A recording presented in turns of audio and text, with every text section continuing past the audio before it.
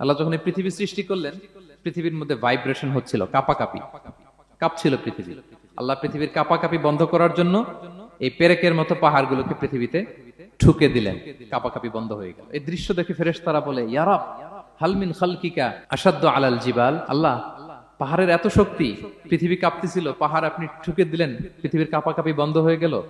আপনার সৃষ্টির মধ্যে পাহাড়ের চেয়ে শক্তিশালী কিছু আছে? আল্লাহ বললেন আছে। সেটা কি? আল হাদিদ।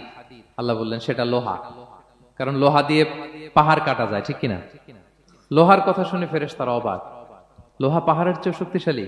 ফেরেশতারা প্রশ্ন করলো, ইয়া রাব্বি হাল মিন খালকিকা আশাদ্দু মিনাল হাদিদ।